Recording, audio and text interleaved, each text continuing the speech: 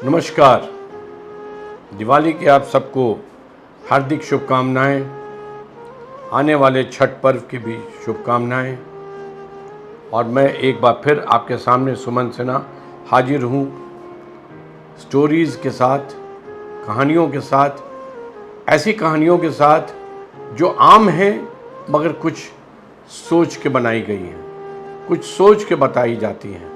आपसे भी अनुरोध है, इनको सुनिए और शेयर कीजिए, क्योंकि मैंने कोशिश हमेशा किया है कि वैसी बातों को आपके सामने लाएं जो थोड़ा अलग हटके आपको सोचने के लिए पुश करें।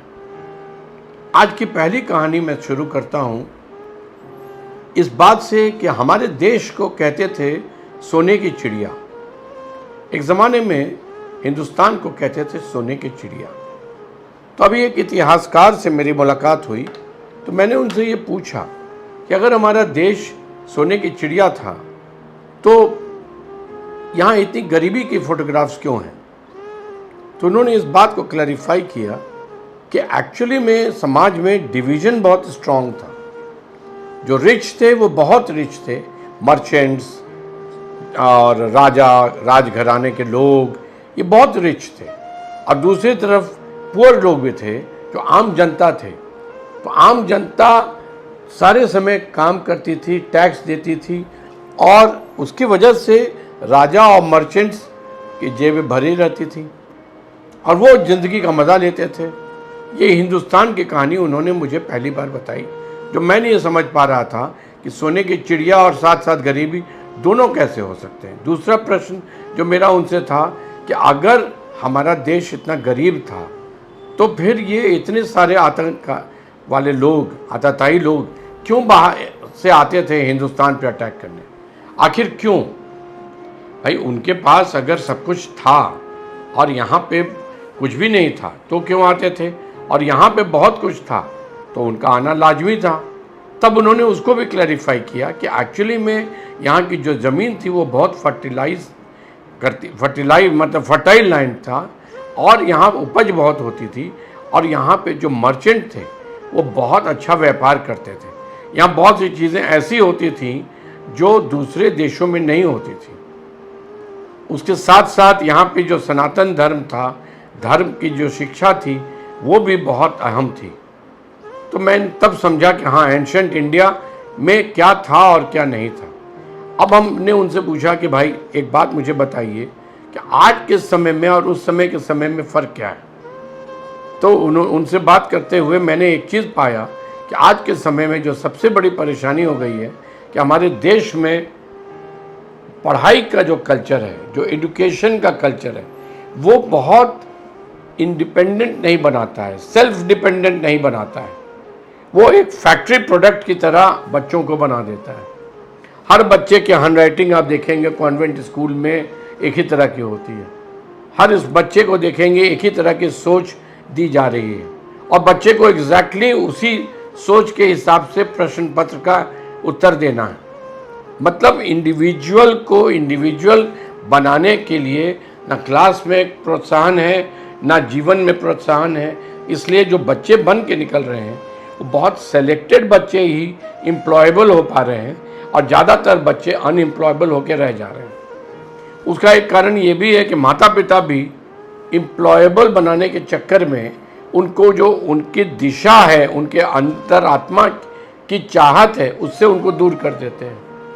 नतीजा क्या है कि कोई बच्चा बहुत अच्छा तबला वादक हो सकता है, कोई बच्चा बहुत अच्छा सिंगर हो सकता है, लेकिन माता पिता बोलते हैं कि नहीं, तुमको डॉक्टर बनना है, तुमको इंजीनियर बनना है, तुमको आईएएस बनना है।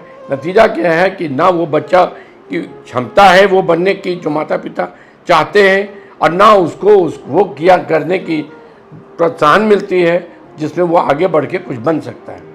इसलिए हमारे बच्चों में अधिकांश बच्चे टाइम पास की तरह अब ज़िंदगी को जी रहे हैं। नतीजा क्या हो गया है? अनएम्प्लॉयबल होते जा रहे हैं। और जब अनएम्प्लॉयबल आदमी हो जाता है तो टाइम पास करने के लिए वो सहारा क्या लेता है?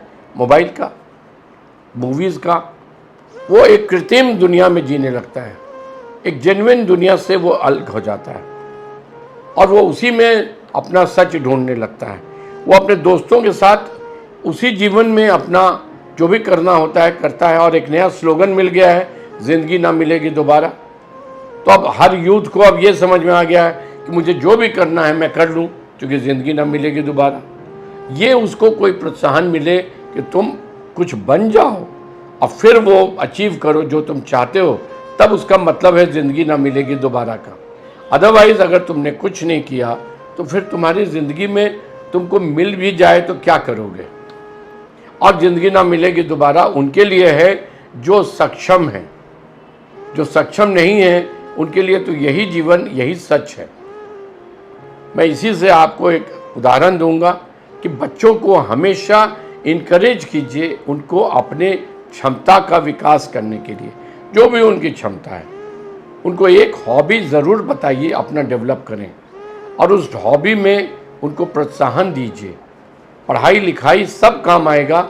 एक स्टैनफोर्ड में, अमेरिका में एक रिसर्च हुआ, उसमें पाया गया कि जो बच्चों में क्षमता है हार्डवेयर की, जो पढ़ाई लिखाई, हार्डवेयर जैसे पढ़ाई लिखाई, किताब, इनसे जो सीखा हुआ है, उसका 7.5% ही रोल आता है जीवन में।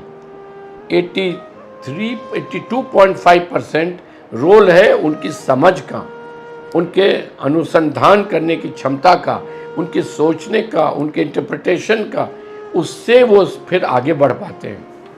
तो अपने बच्चों में हम वो क्षमताओं को विकसित कराएं जो इंटरप्रिटेशन सिखाते हैं। उनको स्ट्रेट लाइन में मत बनाइए, उनको सीधा सीधा लाइन खींच के मत बोलिए कि ये बनो। उनको बोलिए तुम्हारे अंदर तुम झांको, और पेरेंट्स के साथ उनको इनकरेज कीजिए कि वो आकर बात करें। जैसे मेरे बच्चों ने जब 12th किया तो मैं उनको अलग अलग विधाओं के मेरे दोस्तों के पास ले गया और दिन भर के लिए वहाँ छोड़ा और उनको बोला कि इनसे सुनो, ये चार्टर्ड अकाउंटेंट क्या करते हैं, कैसे करते हैं, ये हिस्टोरियन हैं क्या करते हैं, ये चार्टर्ड अकाउंटेंट हैं ये क्या करते हैं, ये पेंटर हैं ये क्या करते हैं, ताकि उसमें से निकल के निचोड़ वो निकाल सके कि उनको कौन सा व्यक्तिगत प्लान बनाना है फ्यूचर का। और पैसा कमाने के लिए बहुत मुश्किल नहीं है जीवन में, पैसा तो कमा ही लेगा आदमी, लेकिन जब तक उसका दिल लगेगा उस काम में तभी तक वो पैसा कमाने की चाहत रखेगा, और नहीं तो वो टाइम पास करके जीवन को बिता देगा। आपसे मेरा अनुरोध है, अपने बच्चों को इनकरेज कीजिए कि वो एम्प्लॉयबल बने, पुरुषार्थ करें, और पहले ही से सोच के नहीं बैठ जाएं कि मैं हूँ, मेरे अंदर ये क्षमता है, नहीं है। मैं आपसे यही अनुरोध करके इस कहानी क्या, ये एक चिंतन है जो आपके साथ मैंने किया, इसको आप अपने पास रखें, शेयर करें, आगे बढ़ें। नमस्कार, आपका बहुत बहुत धन्यवाद।